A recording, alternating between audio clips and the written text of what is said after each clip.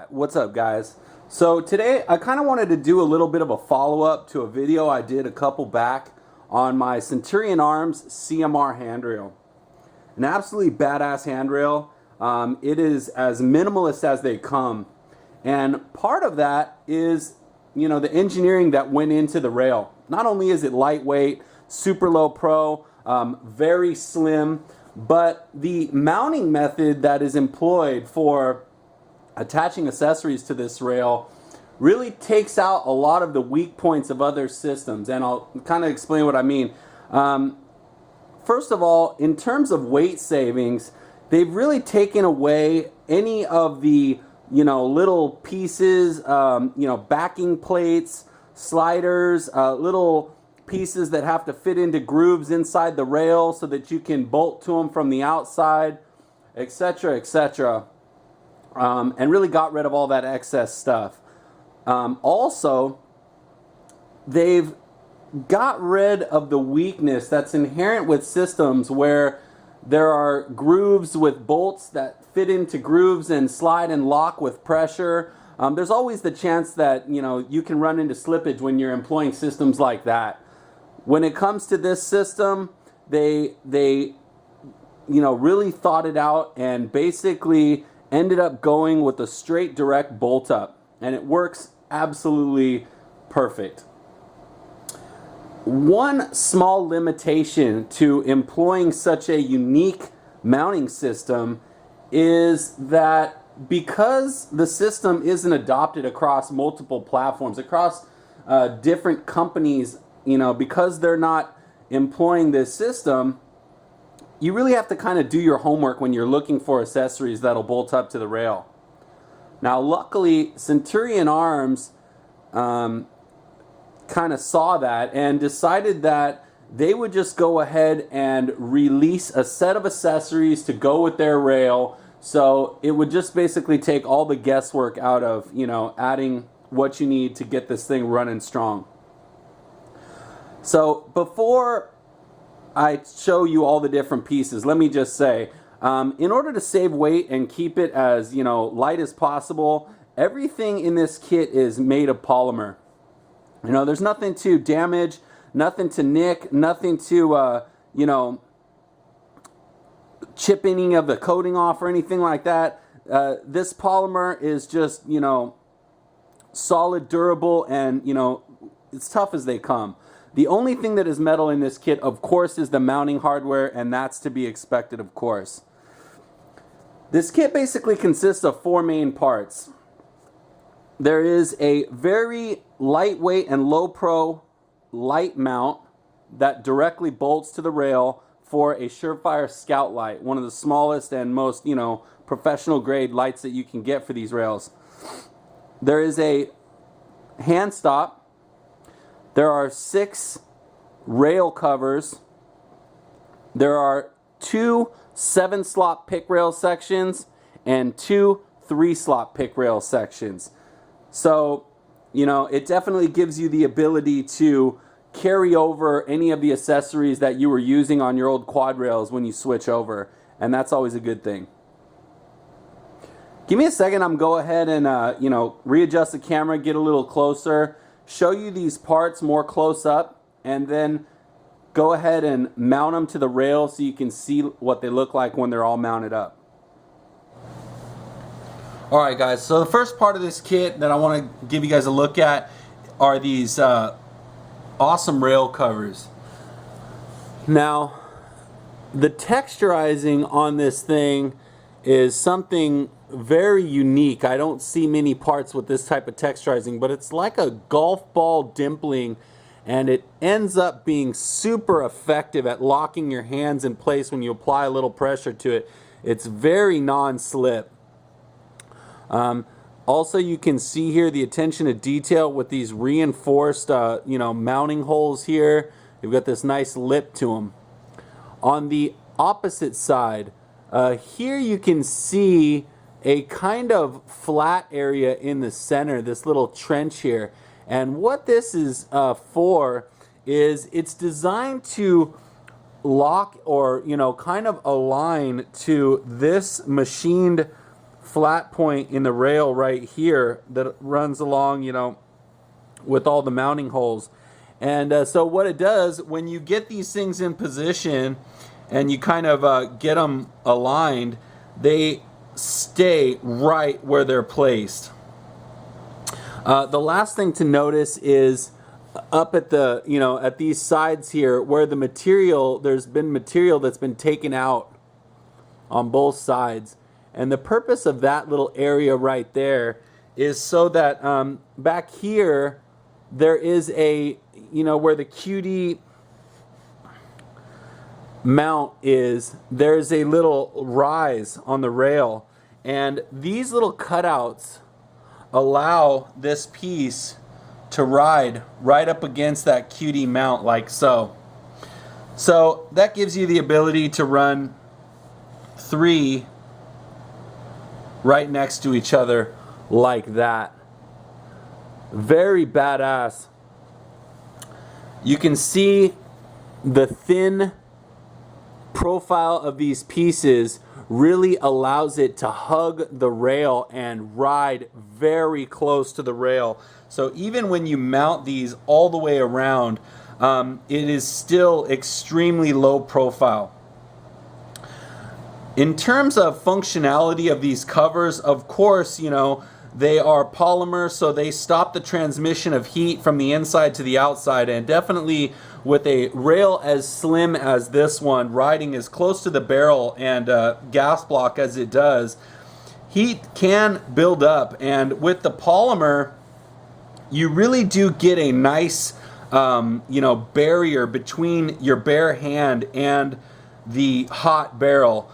If you're, you know, I haven't noticed the handrail heating up as much when I'm doing semi-auto fire and not going through tons of magazines, but I could definitely see somebody in a firefight, you know, going through 5, 10, 15 mags of 30 rounds of pop. This thing could definitely heat up, and I could definitely see it being an issue for somebody who's running bare hands. So these things give you the ability to create that little barrier that protects your, you know, bare skin. As far as mounting these, you know, it's definitely very straightforward, as you would expect. Couple of these screws, and, you know, I usually tend to get them started by hand so as not to accidentally make the mistake of rushing into it and, you know, stripping one of these holes when I don't. Of course, you'd never want to do something like that. But I get them started. I'll usually kind of get one fairly tight, then move to the other one, tighten that one down, and then once that one snugs up, I will actually, you know, make sure that this thing is nice and straight on that flat edge like I mentioned, and then just go ahead and snug them up. You don't have to go, you know, gorilla strong on these, because that flat point aligned with the trench in the cover definitely does keep it aligned and definitely keeps it in position once it's tight. You can see it is very smooth. Here you can see the mounting holes. Let me see if I can get that close enough. Very smooth, flush, nothing sticking out. And then, like I said, with the reinforced holes, it just is a very nice finished product. And you can see how these castle teeth kind of coincide with the holes on the top, so they allow the heat to come out more at the top.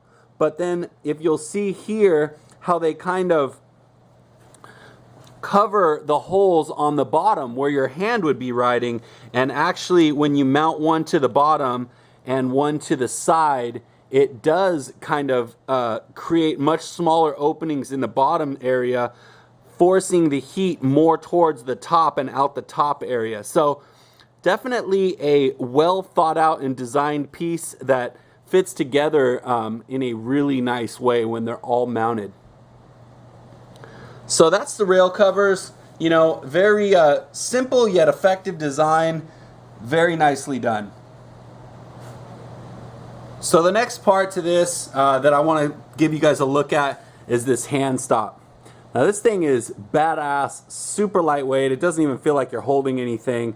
And you know, you can see the same attention to detail that nice golf ball style texturizing, and then the reinforced mounting hole, and then a very smooth and very low pro surface, vertical surface coming off. You can see how the teeth, this piece will line right up to a cover, and the texturizing is consistent and smooth all the way through, very straight and even the teeth, the small teeth, when combined, equal the same width as the larger teeth. So it just comes out to be a very nice finish to it all. As far as the underside, they've kind of hollowed out the actual vertical part here, and then they've still included that nice straight trench in there to align it to the flat surface on the rail itself. Now I have this upside down so you guys can get a look at this. There's two ways that you can put this thing to use. For those of you with really long arms, or for those of you who are running shorter versions of this rail on shorter barrel, AR pistols or SBRs or what have you, a lot of times people want to mount this forward, closer to the muzzle device, like so.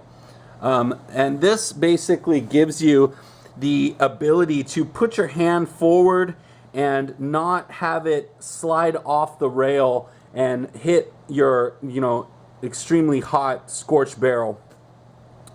Another way that I've found that you can use this, and actually the way I tend to use it more often, is to put it to the back like this. And what this does is it gives you kind of it sort of acts like a mini vertical grip in a way. It kind of takes the place of the need for a vertical grip. I tend to shy away from vertical grips mostly because they're so big and bulky and they hang off the bottom of the rifle, and when you're trying to be as streamlined as possible, this tubular rail design is streamlined and everything, I don't really need a big broomstick hanging off the bottom of my rail. I've found that when you use this in the place of something like that, you can still get a nice tight grip on the rail. Now, remember, this is all backwards. I'm not grabbing it like I'm shooting the gun. I'm only giving you an idea of how this would work. But basically, if you were pulling the rifle back into your shoulder pocket, applying pressure in this direction, this gives you a nice little tiny flat spot to create tension on your hand as you push back. And I've found that it's just the right amount. You can see my hand with one of these rail panels and the hand stop here combined. It's the perfect amount of length here to give me just the coverage I need to protect me from the gas block right there, and it just ends up being just perfect. So anyway, that's how I tend to run it. Hand stop works perfect like that, and you can see when it's mounted next to a rail cover, it all comes out just super nice and clean. The screw holes all the same, nice and flush, and just all around badass. So the next thing is these pick rail sections, and like I mentioned before, there's two different sizes. There's the 7 slot and the 3 slot. When it comes to these pick rails, there's a couple things that really set these apart from just your average pieces of pick rail. The first thing is, if you can kind of notice that this piece has sort of a bow to it. It kind of bows out like in this direction on the outsides. And what that does is when you align this 2 holes and bolt this down, being that it's polymer, it flexes, and that tension that's created from the bowing of this piece creates a good tension against the head of the screw here, and that keeps it tight. Even when there's vibration, even when there's heat, whatever, this thing stays right where it should. That's a really cool little effect of that bowing, which I just found, is something you wouldn't generally think of. The other thing about this pick rail section that makes it really cool is the fact that the angled portion of the pick rail comes right down, and it's very slim between the pick rail and whatever it mounts to. So it's more low pro than any other pick rail section that I've ever seen mounted to a tubular rail. And of course that goes along with the whole Centurion Arms design of having this minimalist, lightweight, and super low pro, slim down system. These tiny little pick rail sections really do it all justice. They really work perfectly with the whole system. As far as the length, you can choose to use these any way you want. I tend to see people use these longer ones along the bottom wherever they're going to mount something like an AFG or any vertical grip they might be running or whatever. So that's what these are good for. You can use them on the sides or whatever if that's your thing. It's fine. Generally, to keep everything as minimal as possible, you might want to run one of these on the bottom, like I mentioned. And then for these smaller ones, again, they have the same design characteristics as the larger one, a slight bow and very low pro. But for these ones, these are what I tend to use for a light. You don't need very much area for most light mounts or most lights. And so using one of these really is as minimalist as you can go. As you can see right there, the amount of space that it would take up on the rail. And I tend to just run one of these small sections for the light mount that I have. Allows it to run very far forward. You can see it's running right next to the QD point here, and it still gives you enough area, enough slots that you can, and I will show you right now, mount a weapon light no problem. Now the light that I'm going to show you is not the light that I generally run on this rifle, but it'll show you basically what you need to see, just that a light can mount really close. See, when you start to tighten these down, you'll feel more tension as you hit the bow, the pressure of the bow in the piece. And once you lock it down, it is very slim. See how close it runs to the tube. Very little space there, but just enough that you can fit a light on it perfectly. So here is an X300 Ultra. You see how much space is needed for this. And then when you slide this thing on,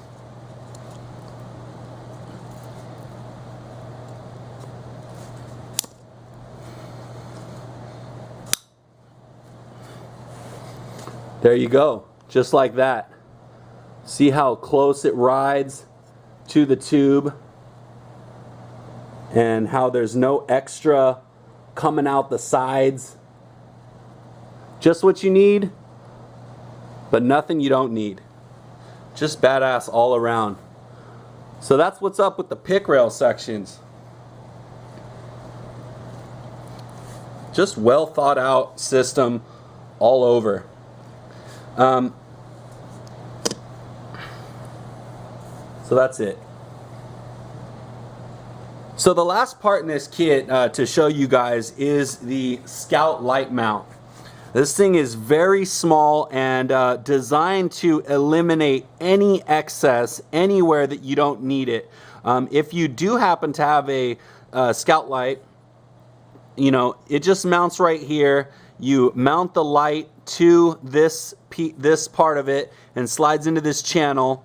And then once you have it mounted like that, you just go ahead and throw it into these holes.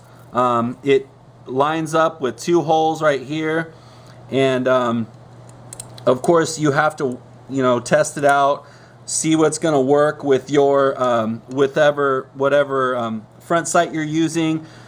The clearances are different for all different makes and models of front sights, and so definitely before you tighten everything down or attempt to tighten stuff down, you'll want to put your light on here and test it out and see where it fits. But I'm just showing you as an example how it goes together. Again, definitely when you're putting all these pieces together, take your time with it. Don't force anything. In fact, I'm going to go ahead and run it one set back. One set of holes back so you can get an idea. Right there is a little bit more realistic since there's generally some form of bolt or edge to the front sight. But again, you could always be running your front sight further back. I'm just not going to change it now because I have my front sight already zeroed in and don't want to screw around with taking it off and then having to put it back on down the road or whatnot. Anyway, once you do this, just lock it down. Very simple. It's a nice, tight, clean fit there, and you can see how close it rides to the tube, how neat it mounts, and how little extra crap there is that you don't need when you get this thing all set up. Then of course, you know, you have your scout light on there and you can run your tape switch down to wherever you need to and you know, mount it however it works out for your system. Anyway, sorry I don't have the light to show you guys, but they're pretty expensive and I already have a light that I like to use, so I don't have one. Anyway, you get the point. So that's it. That is all the pieces of the kit. You've seen everything there is, and now I'm going to go ahead and just kind of pan back out and give you guys a couple final views. Alright guys, so the sun's going down. I'm going to have to get out of here. I'm losing all my light, but the bottom line is the kit that Centurion Arms has made to complement their CMR rail is super badass, definitely minimalist, definitely low pro, slim, and as lightweight as possible, and all around the fit and finish is just top notch. I went ahead and left the pieces that I normally run for my own system. You know, I don't have the hugest hands or the longest arms or anything. I tend to run the small pick rail section up here on the right side because I shoot long gun left, and then one section of rail cover here along butted up to the hand stop in the rear position for locking it in the pocket. All the rest of this stuff is left over, but of course everybody's going to have different needs, going to have different setups, and going to run their stuff in different ways. And that's the beauty of the kit. It comes with everything you need, and you can set it up however you like. If you guys have any questions or comments about this kit or anything you've seen in this video, definitely feel free to leave a comment below, and I'll do my best to get back to you. And other than that, stay tuned for more stuff coming soon. Till next time, you guys take it easy.